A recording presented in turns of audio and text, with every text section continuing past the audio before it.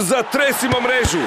Vrhunski sportski sadržaj od sada na ultimativnoj sportskoj adresi www.sportskenovosti.hr. Eto, prvo Dario. Pa dobro, mislim da smo stvarno odigrali odličnu utakmicu. Nakon prve utakmice protiv Austrije bili smo svjesni da nismo odigrali onako kako znamo i možemo. Protiv Njemačke možemo biti zadovoljni ne samo zbog ta 3 boda i da smo se plasirali dalje, nego stvarno zbog odlične utakmice. Pa evo, ja se slažem s svemu što je Dario rekao i vjerojatno se svi u Hrvatskoj slažu da smo nadigrali Njemačku, da su oni u stvari dobro prošli i sigurno treba nastaviti u tom smjeru i mogu reći da je dobro da smo izbjegli dalje Portugal jer bila bi šteta da Ronaldo ispadne odmah u četvrtfinalu.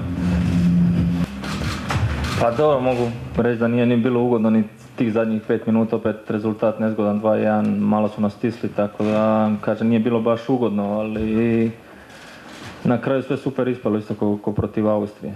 Pa nije me na ništa posebno baš izbornik upozorio, rekao sam oni su imali te 3 špice u napadu, rekao da uzmemo nas 3 svaki svog igrača, tako da nije bilo ništa posebno. Pa mislim da je logično takvo razmišljanje, puno važno je utakmica ta četvrtfinala. Kvalificirali smo se, sigurni smo prvi u skupini, ali mislim da i Poljake ozbiljno shvaćamo i mislim da ćemo tu ići na pobjedu, a ako bude igro, mislim da će opet da sigurno 120% jer dobiti utakmicu na Europskom prvenstvu uvijek je motiv. Hrvoje.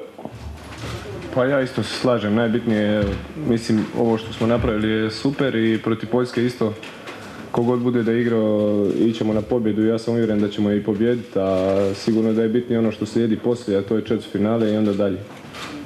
Tako da je logično bi bilo da se neki igrači odmore i sačuvaju od kartona, a ko će to biti koliko, to je pitanje za izbornika. Pa je istina. Bila su, ne znam, 2 koja stvarno po mom mišljenju nisu bila, a vjerovatno su suci dobili takve naputke. To je taj kriterij sad i moramo se paziti stvarno toga. Pa ja isto se mogu složiti, mislim da smo malo pretjerali sa tom zaštitom napadača.